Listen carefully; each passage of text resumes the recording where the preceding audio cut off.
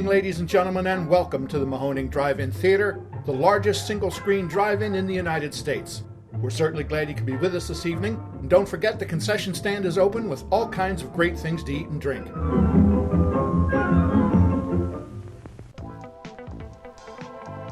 89.3 Mahoning Drive-In Radio, your old friend Virgil back once again for another exciting episode of the podcast. As you guys know, the only podcast dedicated to the revival of our beloved drive-in culture. And man, oh man, we've been so lucky to have an incredible lineup of drive-in owners, celebrities, artists, filmmakers come onto the show and talk about their love and passion of the American staple that's been inspiring us for generations. And faced with hurdle after hurdle, it seems to be having a bit of a revival. But in the 80s, the multiplex boom was really a big reason why so many drive-ins became forgotten, abandoned, sold. And today, we are blessed to welcome documentarian Jan Krawitz, director of Drive-In Blues from 1986, which really catches a pivotal turning point for the drive-in landscape. So let's welcome Jan. Welcome. Thanks for making the time.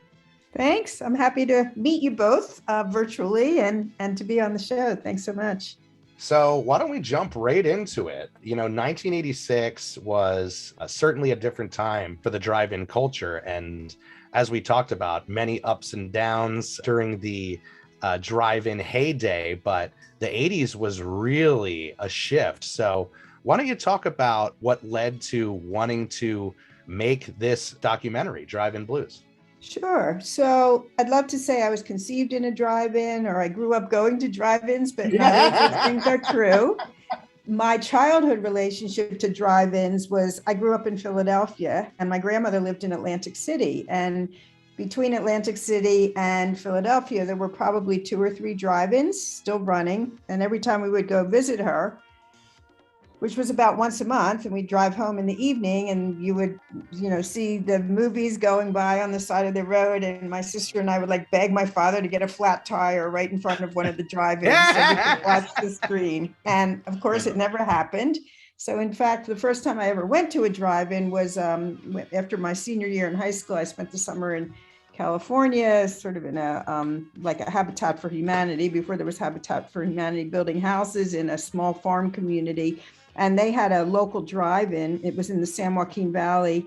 There was $1 a car night. And one of the people leading this group of teenagers had an open, Scout. So it was like an open backed Jeep. And so about 10 of us would pile in, and that was my first experience actually going to a drive-in. Yeah, so that was really fun. And then I didn't go again, and then I, became a filmmaker, and I was living in Austin, teaching at UT Austin in the film program.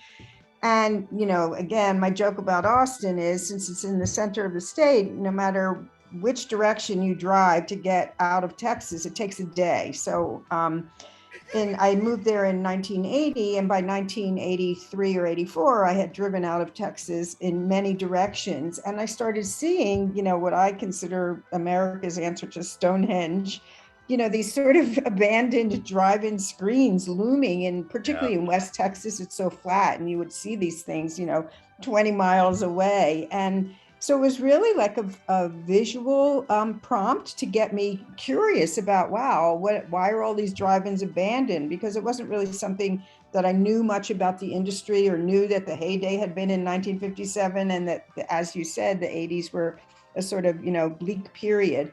But I did get intrigued. So I started doing some research. And again, this is pre-internet, and doing research in pre-internet days was quite laborious, and you had to be pretty creative. Right. So the first thing I did was I thought, well, where are the drive-ins and how many are there? And I hooked up with the National Association of Theater Owners and asked if they had a list of just drive-ins, and they didn't. So I actually went to the Austin Public Library and went through all the phone books and just started, sending letters through the mail to all of the addresses that I could find there. And that was the start of my research. And about half of the letters came back handwritten with like blew away in a hurricane or no longer here. And yeah, you'll appreciate that, right? So for a while I thought, oh my gosh, this could be a 2-minute movie. I'll just pan over all of these returned mail and that will be the epilogue for the drive-in. So that's my research, my sort of research story. It was really sort of crazy. And that's when I realized, obviously, when I did more research, that they were, dying out. Yeah. When you set out to make it, were you trying to kind of keep it localized? Were the drive-ins that you visited in the Texas area, or did you really spread? Well, yeah, that's a great question. So the next step of my research was actually to figure out, well, where are the living drive-ins, right? And what's unique about some of them? So again, because I was at UT, there was, this mass of undergraduates. I think at that time, 94% of UT undergraduates were from Texas. So I had a colleague who was teaching like an intro to film course. And I said, can I come to your class and do a, written survey? And he's sure. So I went to his class and I just got up in front of 500 students. And I said, I'm thinking about making a film about drive-ins. And here's a questionnaire. Can you tell me about drive-ins that you know and love in your hometown or elsewhere? And so it was just this bounty of information, and like a number of people would write Monday night at the Gemini, you've got to go to Monday night at the Gemini in Dallas. And, other people would just talk about the small town they grew up in. And so it was really just this wonderful font of information with details. I asked them for details. And so based on that, I got a big map of Texas and, sort of circled, highlighted all of these towns. And then I contacted a bunch of the owners. And yeah, it was pretty localized. I mean, I did make a foray into Colorado. There's that one scene in there, as you know, where that man built a motel. It's in Monte Vista, Colorado. And Mr. Kelloff built a motel where you can stay in the motel. Such a cool idea. That's our dream. We always joke that we would so do that if we had unlimited funds. Right. And also the climate there. His wasn't open all year round either, but and he tells that story in the film, of course, of how it was such an incidental thing because he and his wife had to when their house was being refurbed or something, they had to stay in the projection booth. And he thought, what a great idea. So, sounds familiar. Nothing like it was just happenstance that he came up with that idea. So I did a shoot there. And then the one other out of state shoot was I did write to, well, at the time, actually, I had a graduate student who was a projectionist at a drive-in in Austin. So I went with him one night just to sort of see what's it like from the projection booth and, what's the whole scene. And I sat there for about 4 hours because it was a double feature. And I started looking through, there were magazines there, that theater owners subscribe to, that have concession advertisements and things like that. And one of the ads was for screen building. So I thought, oh, well, that would be a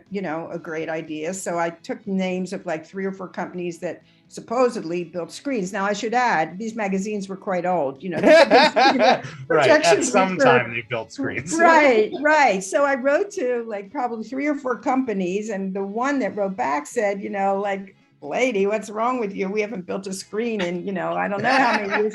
He said, all we do is tear them down. And I thought, oh, well, that sounds pretty visual. So it was a company in Ohio. And I kept in touch with him. And I said, could you just let me know when you're going to be tearing one down? And it took a couple months, but then he did call me with very little notice that he was tearing one down in, actually 2. You can see that in the film in Waterbury, Connecticut. But the interesting thing about that, so the site was being turned into condos, which I think is pretty typical. And they actually repurposed, they tried to pull them down carefully, and they repurposed the metal, strips that comprise the screen, and they got moved to another location in Connecticut, Mansfield, Connecticut, where the owner was multiplying. He was, as you said, the multiplex was starting to really kill. Oh yeah, so he was adding screens. Yeah. Right. So you see that scene, where towards the end of the film where he's actually building a screen. And so he went from like 1 screen to 3. So that was a real coup, because obviously you can talk about, well, these owners talk about, the driving is dying out and this will be our last summer, but to actually see, this like behemoth come crashing to the ground, I thought was, from a filmmaking point of view. Visual. Oh my goodness. Yes, it was a real coup. Yeah, somebody who runs a drive-in, it's the ultimate visual and nightmare scene. Exactly. Yeah. And of course, from a structural point of view, the minute I filmed that, I thought, oh, well, there's my ending. Of course, there's my ending. But, once I started editing the film, it seemed like, no, that's not where I want to end it. And so it's actually the opening scene in the film because, you have to hook the audience. I mean, a lot of the people, I show it as a work in progress to a few people as I'm working on the film. And I realized that people didn't even know why they should care or that they're drying out. And, rather than resort to text, which I'm always loath to do, saying, the heyday of the drive-in was 1957 when there were 4,000 drive-ins, and today there's, it's like just to show that visually is a much more filmic and cinematic way to hook the audience. And then they get curious. It's like, oh, why are they tearing down a drive-in screen? And that was the great thing about shooting in Texas. I also asked these students in the survey, are there abandoned drive-ins in your hometown? And so I also, circled those on my map because I was really interested in doing a lyrical sequence, which I have at the end, of, drive-ins that were lying fallow in the landscape, which, in the Northeast would never happen, or in California would never happen because the real estate was too expensive. So it was only in Texas that they would go out of business. And because they were, they were built 15 miles, the towns were laid out on a grid system in West Texas, 30 miles apart. So the drive-in would be midway. They would be 15 miles from nowhere, right? From either town. And so when they went out of business, they did very rarely would that land be developed back then. I'm sure things have changed, in the 30 years since I shot the film, 40 years now almost. Yeah. And that was common back in the day when screens were brought down, that others that were developing into multi screens and adding screens to their property, they'd try to work out deals with other owners to save on that cost, But you said it, as far as just people not realizing that it's something that's going away and not realizing that every choice that they make to go to the multiplex is a hit to the drive-in that used to get patronized every single weekend. And ironically, Mark, you discovered this documentary. Why don't you tell people where you discovered it? And it kind of sparked your interest in drive-ins again. Yeah, I was thinking about that just I think yesterday when we were preparing to do this interview. Is I first saw Drive-In Blues. It had to have been, I want to say, somewhere around 89, 1990, and it aired on Discovery Channel, Discovery Sunday, they called it. And I saw something called Drive-In Blues. I had a drive-in in my hometown. It had closed in the scheme of things not long before I watched this film. But as a kid, time is much more expansive. So it seemed like forever ago that I'd seen a drive-in, but I was curious and I watched it and it just hooked me from that opening. That screen falling down, that older gentleman in the baseball cap talking about, bemoaning the state of drive-ins, that they're all going away.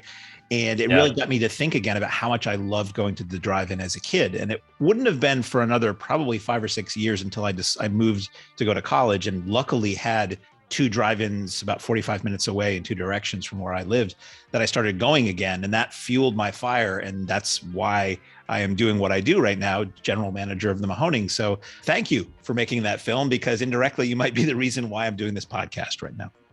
Well, that's very cool. That's why I make films. And I always regard filmmaking as sort of a tree falling in a forest enterprise, because until I just engage with you, I never really, or very rarely do I know how my films touch people or influence people or change their worldview. And it's just sort of on a wing and a prayer. I just have to assume that in some way they do. And that's what keeps me going from one film to the next. So that's really gratifying to hear that anecdote. Thanks for sharing it. Oh, happy to. And when you shot the film, how far and wide did you travel to capture the various drive-ins and owners on film? Well, yeah, actually, I looked up in my notes and we actually traveled 5,000 miles over 5 weeks. Wow. Not including the Connecticut was obviously a flight because I was living in Texas then. But it was a lot because, obviously Texas is pretty big. But the cool thing about, as assiduous as I was with my pre-production research and my highlighted map and all of that, the great thing was that when we were driving around, we would sometimes just come upon abandoned drive-ins. Well, here's another one. Yeah. Right, exactly. And you could see them like, 10 miles in the distance. It's like, oh, wow, there's one. And, the great thing, the two happy accidents that are in the film in terms of imagery are there's two junkyards, like drive-in lots that have been repurposed as junkyards. Yes, Like, yeah. who could conceive of that? When I first showed the film, I premiered it at UT, and someone in the audience said to me, wow, how did you set up that shot with all those abandoned cars in the drive-in? And I Quite said, production well, value, right? right. It up I a don't know tripod what is kind what I of did. budget you think I had, but and the great thing about that one, it was in East Texas. We were just driving to a drive-in in Longview, a living drive-in, and we happened upon that one. It was a Sunday, and so nobody was there. I mean, we couldn't get permission to film there, but it was this huge lot. The screen was still there, and all the cars were parked facing away from the screen, which I just thought was what a such a visual, great yeah. metaphor. So we had to, of course, sneak in to do a little bit of shooting, and that shot actually has become like the still that I use for the production still for the film, because it is such a great metaphor for really what the film is about, which is, as I say in the synopsis, lamenting. It's like celebrating its heyday and lamenting its decline. Totally. And in a weird way, again, we've been blessed with having guests flock to the podcast, and we had Al Manelli, who directed At the Drive-In. We had April Wright, who directed Going Attractions. And now with you, we're kind of going across multiple eras of documentary filmmaking focused on drive-ins. Yeah. And I actually, the first thing I always do when I set out to make a film is is there space for this film? Are there 3 documentaries out there already on drive-ins? And at the time I made the film, there were none. Yeah. And, another thing that I forgot to mention, in terms of my personal experience with drive-ins, I forgot to mention another pretty seminal one, which was when I was in graduate school studying to be a filmmaker. I went to visit my sister who lived in Virginia, and we went to a drive-in. And we saw that film, I think it's just called Drive-In, where a sniper gets Oh my gosh, how perfect. That's Targets with Boris Karloff. It was Targets, that's Bogdanovich's exactly first film. right. Yeah, excellent. Yes. Perfect drive-in movie.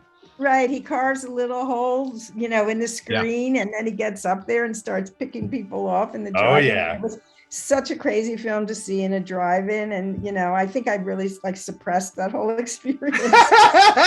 That'll burn into your skull. Yeah, that's so Peter when I was Bogdanovich making the classic. film, of course there's always this temptation to use a Hollywood film like that, but of course I never have the budget. And so the one thing that I got really lucky with were the trailers. I mean, I did connect with a lot of collectors, old time projectionists who had kept the teasers, beautiful and the trailers. snipes. Yeah. And every drive-in I went to, I would say to them, oh, do you have anything lying around in your projection booth? And, in one particular drive-in, they sent me out to the barn, and there was just stacks of 35 millimeter cans, What a completely dream. molted. They had gotten wet. The emulsion was sticking to itself. I mean, none of it was usable. They said, take what you want. So I did.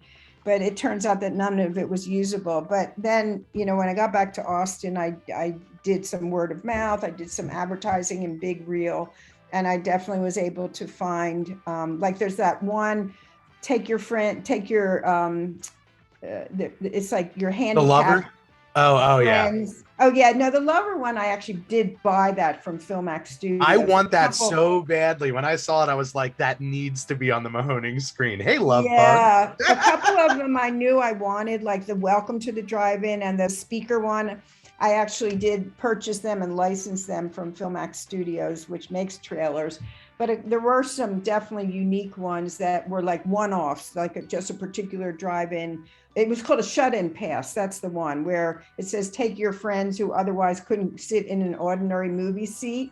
Yeah. I mean, and that one, just one of the owners that I filmed just, gave it to me. And he didn't even know what he had anymore in the projection booth. So They were all, of course, 35 millimeters. So I got back to Austin, and I had to, sort of adapt the editing machine I was working on to 35 so I could look at them. And then I have them reduced to 16 millimeter, which is the gauge that the film was shot in. But yeah, there were some real gems there. And then I met a projectionist. Someone told me about a projectionist in Dallas. So I went up to visit him.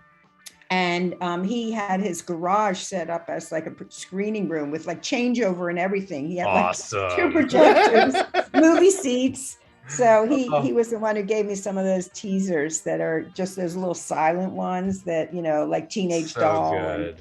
I mean, those are the things that, you know, fans of the drive-in flock to. And shout out to Robbie Mack and Phil Mack. We love them. So obviously this was like you said, a turning point for the drive-in, kind of a bleak time for the drive-in. What was the mood of some of the owners when you did the documentary? Was it real doom and gloom for them, or did some have that I'm going to keep pushing mentality? Well, you know, that's a great question because, you know, as a filmmaker, I always like something attracts me to the idea. And I sort of had this like romantic notion of, oh, here's this uniquely American institution that's dying out, and what is being lost here, and why do we have no, you know, sort of cultural loyalty? Like, you know, why is everything so disposable in American culture? Like, why isn't this something that's being saved in any particular way? So I sort of thought when I would meet these, I specifically limited myself, well, almost to mom and pop drive-ins, like people who only owned one drive-in. I wasn't really interested in going to the big corporate ones, although I did film at the I-45 in Houston because of just what the scene was. And obviously that was a big multiplex. But generally I wanted people who this had been their livelihood, you know, and that they would have, I thought, again, this is, you know, me before I really met the people, I thought that they would be wistful about what will be lost if and when their drive-in would close. And frankly, what I found was it was really all about economics. And, you know, they lamented the loss of business, but more because it was their livelihood, not because of any, you know, sort of cultural nostalgia or anything like that. So yeah, I think you can see that at least 2 owners said this will be our last season, and it was. And that was Mr. Stone, the guy that you mentioned, who's in one of the opening interviews, the guy who lived in his screen. Oh my gosh, that's awesome. He lived in the screen. Yeah, you know, there were two drive-ins that I found like that, where they built an apartment into the screen tower structure. Oh, that's so cool. Yeah, it was really hard to depict. I mean, that was the thing about making the film, you know, there just somehow the sense of scale and everything was a little bit hard to capture on film. And so when you went in his apartment, it didn't really look you know, particularly unique. So it was a little hard he just describes it, but you don't really get a sense of it. But anyway, he lasted for another 2 or 3 years. And, you know, he was trying all kinds of things. Like the first night we got there, I had only talked to him on the phone. And then we drove out there. He was in West Texas. The town was maybe Stanford, Texas, something like that. And we got there, and the marquee, there was like a XXX movie playing. And I was like, oh my gosh, you know. What type of crowd am I getting here? Yeah, he never mentioned that he was showing porn at this theater. And so we got there before he wasn't around, and then he shows up. It was still daytime, and we were planning to film. Hey, welcome. Right.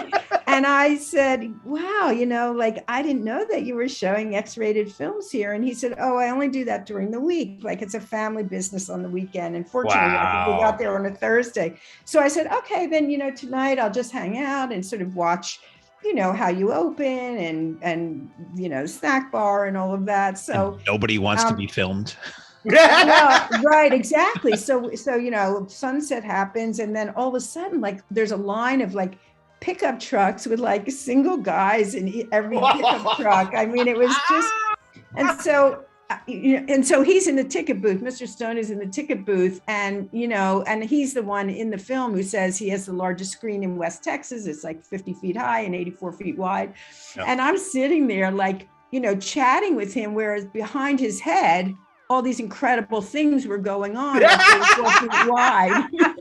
Keep that blur perfectly. Frame it. Yeah. And I'm trying to be like nonchalant, but as he promised, the next night it was filled with families, and that's when we filmed. Oh, that's amazing. And that was, again, very regular at that time when drive-ins were truly challenged.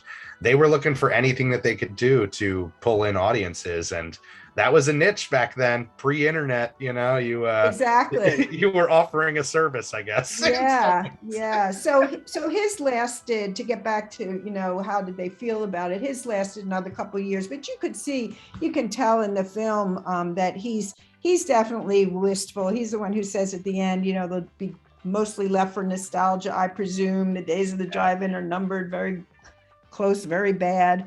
And then the other man who ran it with his mother, she said, this is going to be our last summer because you can't stay in something if you're losing money. And in fact, it was their last summer. So yeah, was she the one who said that it changed overnight for them? Yes. One summer. Yeah.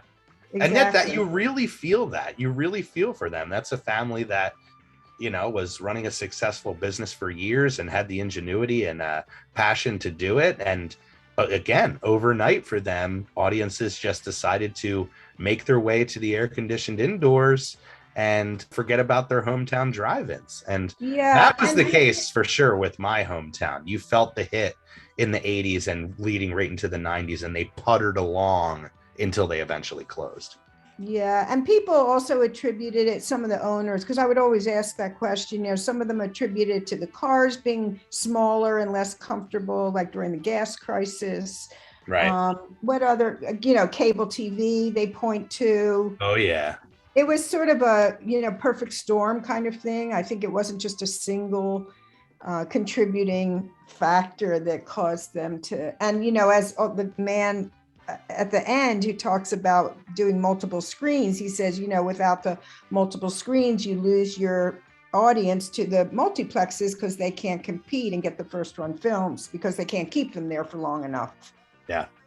And that's the hard thing is, you know, it really shifted again, kind of overnight as the industry began to grow. And I point to, you're right, there's so many factors that go into it. But I always point to that time, like late 80s into the 90s as the multiplex boom. And I think about, because my hometown drive-in suffered, that was the time that the drive-ins really were just like kapoof and took that huge hit. But I think the number that I remember was 2,000 screens, and this is AMC, who I worked for at one time, 2,000 screens in 1988, but it exploded to, the highest was 37,000 in the United States. So talk about, you know, like, talk about a flooding of the market in a short period of time and, you know, changing the landscape. And also movies changed as well. You know, the big summer blockbusters and things like that, that kind of begged for the surround sound and the new technologies. So, well, the question, can I ask you both a question? Because I just read recently that the states with the most drive-ins are New York, New Jersey, and Pennsylvania. And that so surprised me because the climate is obviously not as accommodating as in the Southwest or California. So do you have any explanation for that? You know, it's strange. We're blessed in our state and on the East Coast in general to have such a strong kind of drive-in presence still.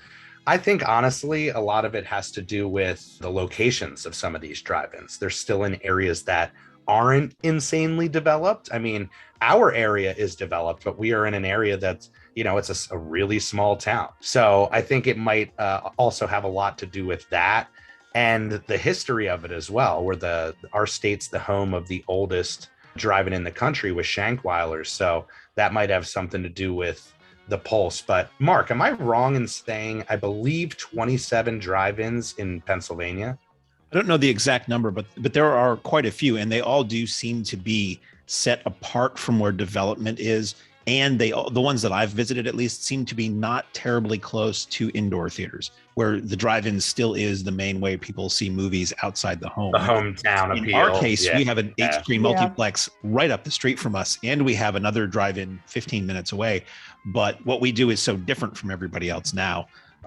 It sets us apart from everybody. But yeah, I do feel quite lucky now to be living in New York, where there are several, but they're more upstate and rural, and in Pennsylvania where it's great how many there are. Yeah, and actually, to get back to that earlier question, when you said, did I limit my where I shot? Of course, I also shot at Shankweiler's in Orfield, Pennsylvania. Once right down the road from us, baby. Yeah, I know. And, you know, once my research told me that they were the oldest drive-in, because of course the Camden drive-in had closed, you know, many years earlier. So they were really accommodating the owners, and I think they're still in business, aren't they? Yep. The downside is, I don't know what it was like when you visited in the 80s, but my whole experience is going there is it's developed fully around it, and now it seems like it's in the middle of a neighborhood almost. Their back Yes, it was lot like is that housing. then. Yeah. You can see that in the film, actually. There is one scene of like at dusk, and there's people. You can sort of tell it's not Texas, and I do remember that it was really weird. Neighbors right there.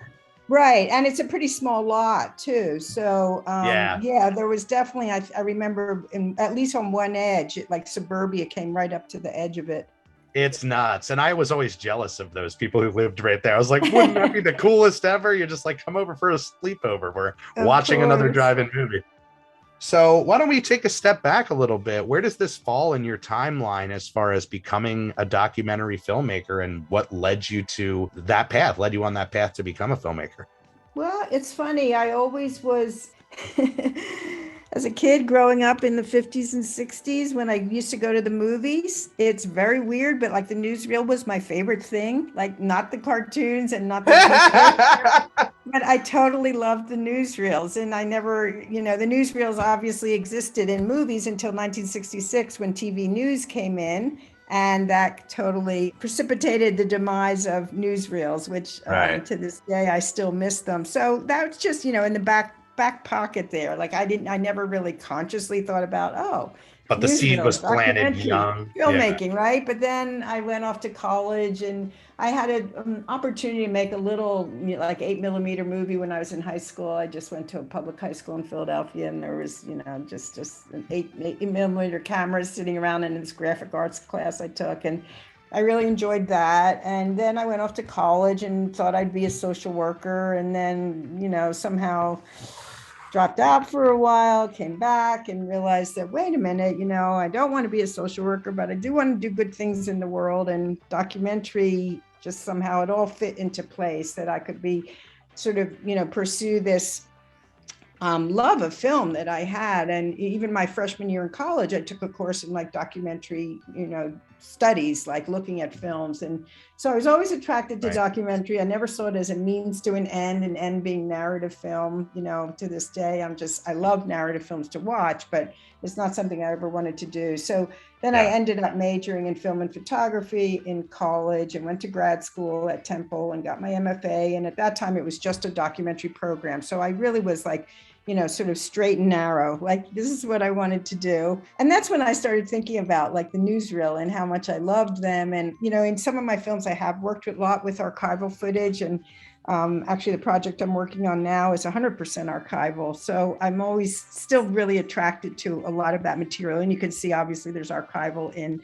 Drive-In Blues as well. Yeah. So the great thing about my career is that I've been teaching full time since I graduated with my graduate degree. And that has enabled me to basically do passion projects, that I only make films about things I care about. They're not sponsored films. They're not commissioned films. I make them artistically in the way that I want, and I have complete creative autonomy. And then after the fact, I've been really lucky because about 5 of my films have been on national PBS, Discovery, some international television, have had distribution through various venues. So it's been the subject matter of my films are pretty eclectic. I mean, the drive-in wide range for sure. It's not like you're the drive-in girl or anything. It's, no. You're all over the place.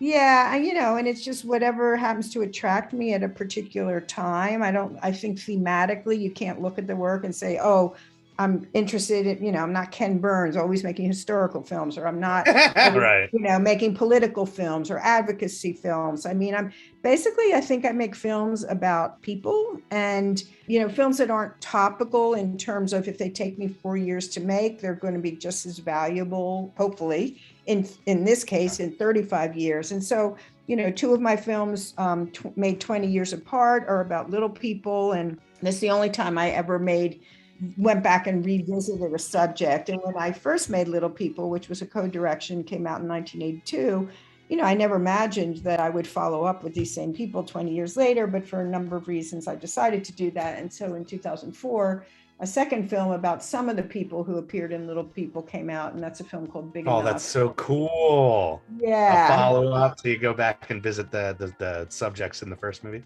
Yeah, and they were basically the people, not completely, but two of them were kids in the first movie. So like, there was an 11-year-old boy in the first movie, Mark Trombino, who was 11, and now he's 31 in the second movie. And so it was really interesting to see. I of course I reprised some of the footage that was in the original film, so it was sort of a then and now kind of thing. And it was really interesting to me to just juxtapose who they were then, and how they saw what aspirations they had for their future and who they thought they would be in 20 years. And then you could see how they turned out. And some of them had families. Like there was one couple who was in the first film. Actually, only the husband of the couple was in the first film, but in the second film, he and his wife are in it. They have a dwarf daughter who's in her like maybe 19, and an average sized son. So from an encyclopedic point of view, like there was another young girl who was 16 in the first film, and in the second film, she's married to an average sized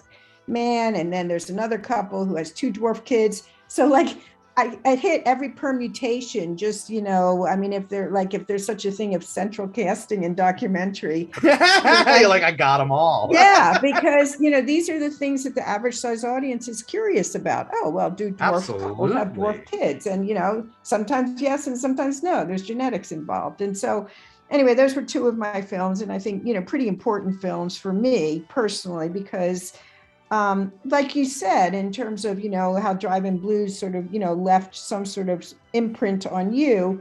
I think people who have seen the films, it's eye-opening for people who maybe have never met a little person or thought about what it is to, live life as a dwarf, or thought about, how we in our culture are so busy othering people and marginalizing people. It's a way to make people think about that without it being explicit. Like none of my films have narration. They're not preachy. They're really just like based on the human story. Like that's how I look at them. If you can connect to people emotionally in the films, then that's the takeaway. And so stylistically, although the films formally are pretty different, I really haven't had narration in any of my films except for one personal film I made about sexual violence against women. And that was a film called In Harm's Way. I made another film about women and body image called Mirror, Mirror. And now this new film I'm working on sort of deals about like socialization of like sort of all the instructional films that women of my generation were exposed to in terms of how we were supposed to behave and live our lives and everything. And that's going to be like a crazy mashup. And, I'm going to have fun with that one.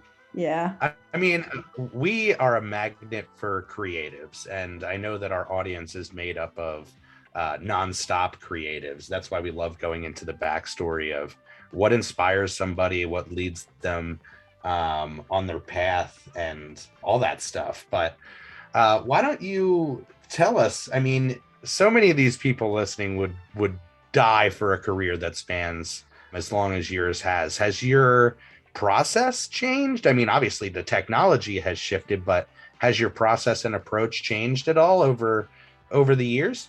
That's a great question. Yes, the technology has changed, but interestingly, because I take so long to make every film, and I take a little breather between films. Actually, all of my films were shot on 16 millimeter, except my most recent film, which was a film called Perfect Strangers, which was a film about an altruistic kidney donor, someone who decided to give away a kidney, but had to find someone who needed one, which is, again, like, why would I make a film like that? Because to me, it's partly about organ donation, but it's really more about altruism. And by looking at this one woman's story, I hope that the viewer would sort of think about their own life and where are they on this continuum of altruism, and what choices have they made in their own lives without it being explicit. It's not, there's no bullet points or text this number at the end if you want to donate a kidney, But really, I want people to be a little bit unsettled as they watch the film, thinking, oh my gosh, like what if a sibling asked me for a kidney? Like, is this something I could do? And of course, that is what happens when people watch the film. So that one, of course, was shot digitally, not of course, but it was, because the shoot was it took me 3 years to shoot it because the story took that long. So we started shooting in 2010 and finished shooting when she finally donated her kidney in 2013. And the film came out in 2014. So the one thing that I have not changed at all in my process is the size of the crew. So I always do my own sound recording, and I work with a cinematographer. It's been different people over the years. The last 2 films have been shot. I hired former students, actually. I teach at Stanford in an MFA program, and I've taught there for 30 years. And so I've hired former students, once they've been out a few years. And so for oh, that's so cool. Yeah, so for Perfect Strangers, I worked with this woman named Charlene Music, and for Big Enough, the second Little People film, I worked with a cinematographer named Fern Perlstein, who's based in New York, and she had been my student maybe 6 or 7 years earlier. So we're always a 2-person crew. I mean, I think the way you, as documentarians, the way people enter people's lives is really important. And I think you can sort of infer what the relationship is between filmmaker and subject when you look at a film. And to me, it's like except for the drive-in film, I have to say that is the exception. With that film, just logistically, I did have to start filming with people right when I met them, right? Because there wasn't really, I didn't have the time, and they were very busy too. So, but with most of my films, I try to create relationships first. So with Little People, my co-director and I met a number of the people who we filmed in the summer of 1981. We met them a year earlier when we went to the Little People of America National Convention, and, met them, heard their stories, maintained a relationship over the next year while we looked for funding for the film. And certainly with like Perfect Strangers, the woman who donated her kidney, I met her. It took me about a year to decide to make that film because, I'm always looking for, does this want to be a film, is a question I always ask. Like sometimes, like my students will pitch an idea and it will be based on an article they read. And I say, okay, well, that was an interesting article, but why does it want to be a film? So for me, I'm always looking for a visual angle. I don't want just people talking through a film or, I want the scenes to sort of speak for themselves, as hopefully they do in Drive-In Blues and some of my other films. So that's always a criterion too. The small crew, the relationships, and, sort of the visual potential of the film. And then, stylistically, they have been different. I mean, I think the first significant film I actually made while I was in grad school. It's a film called Sticks. It's a 10-minute nonverbal. It has a sound design, but it's people's behavior on the subway. And it's sort of got an experimental sound design. Yeah. And, it did quite well. It was distributed by the Museum of Modern Art in New York. And I still really like that film. I mean, I shot it in 1976. It was released in 1976, but, I show it to my students now, and I think it really still holds up because it's really like very experiential. Like when you watch the film, you just feel like you're there with the people on the subway and you're experiencing what they're experiencing. So that was a really formative experience for me the whole time I was editing that film, it was like, what I'm doing in this film couldn't be done in print, or it couldn't be done in still photography, and so that's a really high bar. It begs to be a movie. Yeah, exactly. Yeah. It's a really high bar to me to say, does this want to be a movie, and could I achieve the same end in any other medium? And if the answer is yes, then it doesn't want to be a movie. Wow, that's amazing. Well, one of the true blessings of our journey here is, we've become a little bit of an inspiration for future drive-in owners and other owners across the country. But again, going back to the fact that we have so many filmmakers and creatives listening, if you could give advice to those people that are kind of wanting to jump off and wanting to make something, where do you point them as far as finding that inspiration to just do it? I would point them to themselves. I mean, I just feel like the films that really make it in the world are the films that the filmmakers believe in. And, if the filmmaker, him or herself, doesn't feel passionate about the idea, I think that shows up, in the end product. So I remember when I was in graduate school, or even, out of school, I've met people over the years. I've met documentarians over the years who are trying to second guess, like what's fundable, what's the next flavor of the month. And it would always really amaze me that people would do what you have to do to make a film. that Right. just to game the system, not really something because they somehow attached themselves to the theme of the film or felt like this was something they wanted to share with other people. So I think that's, a really important criterion. And then the second thing is, I think, and this is just the bane of, where we are with technology, a problem that, and I've really seen a sea change in my students, like having taught for so many years. I think the problem with digital technology is, talk is cheap, as it were. Like when for me, who was trained in film, and when I was training people in film, people were much more considered as filmmakers. They really had to think before they turned on the cash register, as it was, like 16 millimeter Sure. cameras were like cash registers, right? They're like burning through. I mean, that's Right, how yeah. I think about it. Film was expensive and processing was expensive. And, everyone's like all excited about, isn't this great that you can make movies on your cell phones? And I think it is great. And yes, it has democratized the medium. And yes, everybody can be a filmmaker, but the downside is, I think everybody can be a filmmaker, but it sort of takes away this idea of, but wait a minute, you still have to learn how to be a filmmaker. I mean, just because you have the tool to do it, I mean, someone could give me a scalpel, but that doesn't mean I can do open heart surgery, right? And there is sort of this callous, like, oh, well, I own an iPhone, so I'm going to make a movie. But, there's a lot more that goes into it. And I think people— It's almost too accessible. Exactly. And people overshoot. And, there's sort of sometimes this idea of, well, I don't really know what I want the film to be about, but I'll figure it out in the editing room. And that just feels like I always see that not work. Like I can always tell when like one of my students pitches an idea that you can really tell that they can't see. Like I always ask them, can you see what this film will be in 4 months from now when you're looking at it on the screen with other people? And if they, if they can see that, then it helps put them blinders on. So when you're out in the world and there's just like this surfeit of things that one can shoot, it helps you like not use the camera like a fire hose, it helps you can not focus that power. Yeah. It helps oh, this scene is relevant to my film. I'm going to film this and this one isn't.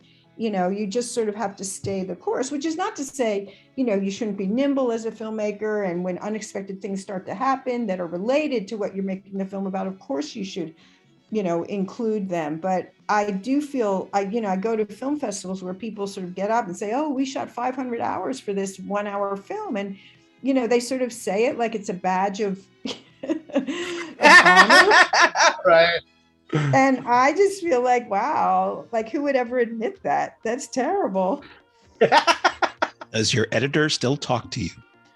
I'm my own editor. No, that's what I'm just saying. If you shoot 500 hours, and here you go, right. make Who's sense working of with that. you? Well, that's right. And they'll even say, oh, it took my editor 7 months to just watch the material. Yeah, but I'm my own editor. So right. And maybe that's why That's the way to play. I'm so militant about, not overshooting because I'm my own editor. So why would I subject myself to all of these rushes that have nothing to do with the film? Absolutely. I can really relate on that shift, when things all went digital. As you know, we're the only drive-in running 35 millimeter film still full time. And, one of the things that was lost in that big digital shift was the art of projection and working with film and kind of adding that element to the movie going experience. And in a weird way, as much as we're preserving the drive-in and 35 millimeter film, we're also preserving the need and art form of projection.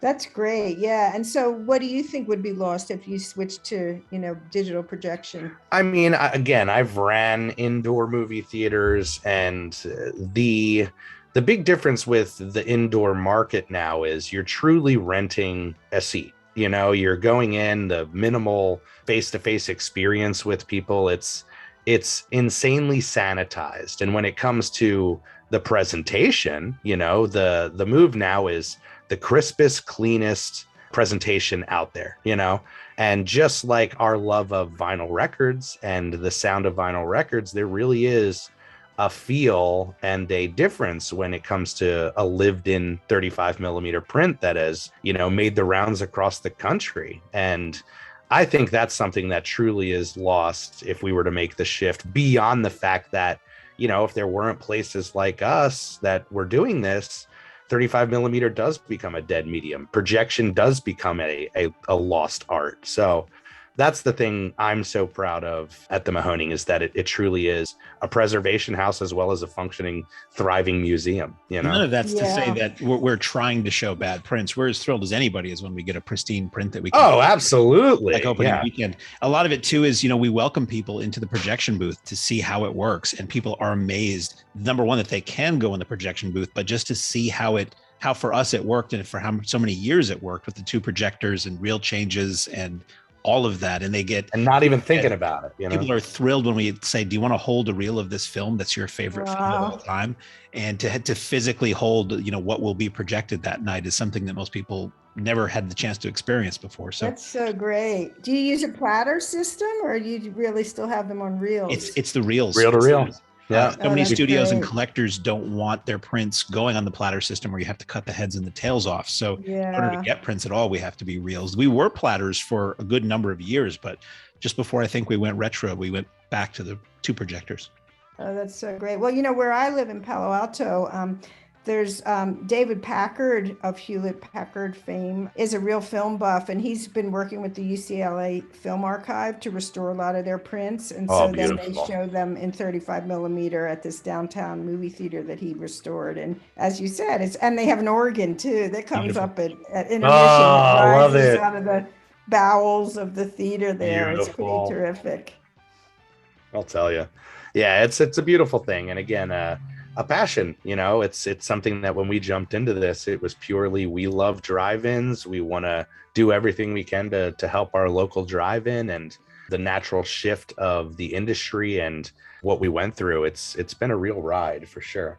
Well, it's great that you two are doing that. I think it's really, it's just what I was saying earlier. It's like, the culture is disposable, and obviously you two are not regarding it in that way. That's right. That's right. Of that, which is great. Well, I had a few more questions for you relating back to drive-in blues. Of the drive-ins that you visited in the documentary, have any survived, I guess, besides Shankweiler's? I think the Mansfield Drive-In, the one where the owner built the multiple screens, is still in business. Beautiful. I'm quite sure. I know the Mr. Stone is gone, and the one in East Texas with Mother Son is gone. I don't know about the Colorado one, the Monte Vista Drive-In. I think the that's hotel still there. one. I think one of our regulars has sent photos from that. I want to say maybe it's beautiful. Maybe the motel is now a Best Western or something, but I know there is a Colorado motel, hotel / drive-in still in operation. Oh, that's great. Okay, yeah. So 1 out of 3. I mean, those are the 3 that I sort of dealt with in depth in terms of interviewing the owners and all that. Some of the others, like the Granbury Drive-In, some of them I just went and did some stills because the interviews just didn't add too much to what other people said. So yeah, I would say probably maybe a third are still in business, or maybe less. I was curious for people who will hear this and see it and say, hey, maybe it's something I could go and see now, 30 years later. So the Orfield, as we talked about earlier, that one's still there, and that's in the film. There's a whole scene with that one in the film, and the Connecticut one where the screen is being built, and the motel. So actually, it seems like 50% of them are still in business. Not too bad. Not too bad. I guess I got lucky in my picks, right? I'd say, yeah. Well, also in our research of your kind of journey with this movie, we came across an Entertainment Tonight clip, and the King Leonard Maltin reviewed this movie. Where did that come from? It's pretty rare that a short will be reviewed like that. You're right. And he approached me. I have no idea. It was like, a complete over the transom. I mean, at the time, I had a distributor based in LA that just distributed documentaries. But yeah, he approached me and wanted to do something on it. And, I sent him the print, and he Yeah, I think there's a little clip of it. Yeah, it's out there on YouTube. It's living. Yeah. And you're It's interviewed crazy. in that. I used to watch Entertainment Tonight, as a movie obsessed kid regularly, and it was unusual, as Virgil said, for him for Leonard Maltin to review a documentary or a documentary short, but also to have a little interview with the filmmaker. That was just really, really interesting to see as a nice little time capsule. Well, I guess maybe he was interested in the film because it was a film about films, right? It was a film about theaters. So Len's a drive-in fan. Yeah, I imagine that was the hook. Well, this has been amazing. Mark, do you have any other questions for Jan? The one thing I wanted to point out that we haven't mentioned yet in this discussion is that Jan is coming to us from Austria right now.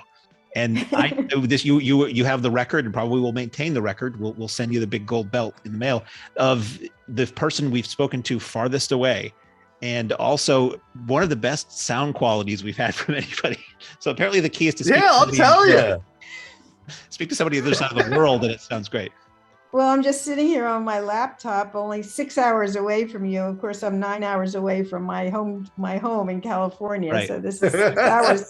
Seems like around the corner, but yeah. So I'm here in Austria as a Fulbright scholar, and I'm actually teaching two courses, but one of them is called America Viewed, and it's looking at a lot of American issues through the lens of documentary films. So I get to show beautiful. a whole lot of documentary films, and we're talking about just everything that's so different from their experience. I'm in a town called Graz, which is the second largest town in Austria, but it's only 300,000 people. It's interesting because right now there's an Austrian film festival going on called Diagonale. It's an annual festival just of Austrian films.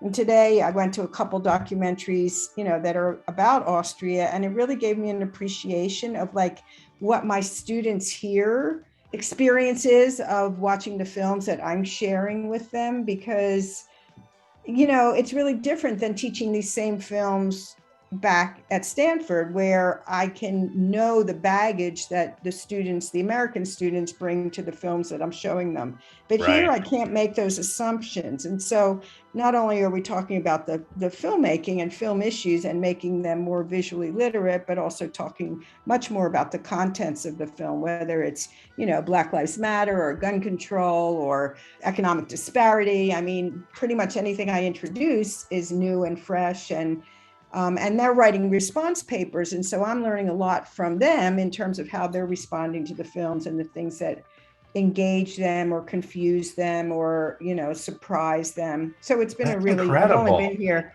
5-6 weeks so far. It's a semester long thing. So I'll be here till the end of June. Sounds like quite an experience. Yeah, the other course I'm teaching is a photography course where they're going out and shooting stuff every week. So that's pretty exciting too. That's beautiful.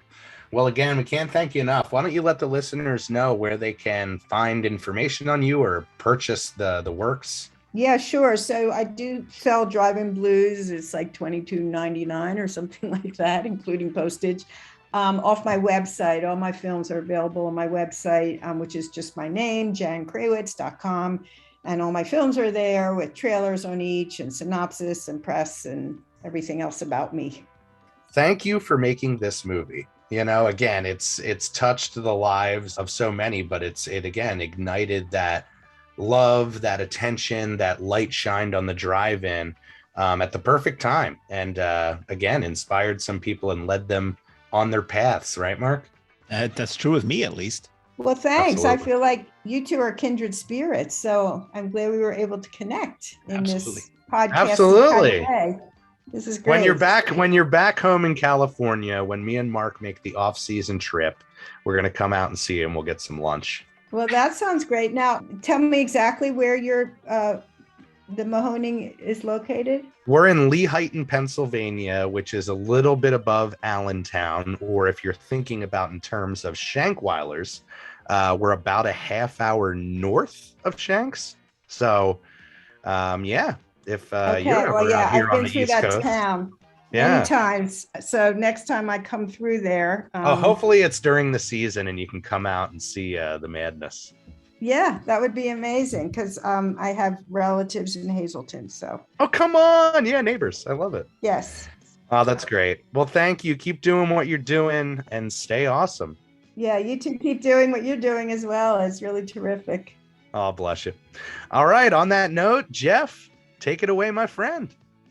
Ladies and gentlemen, thanks again for coming out tonight to the Mahoning Drive-In Theater. We hope you'll come back and see us again real soon.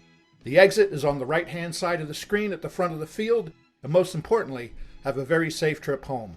Good night and God bless you.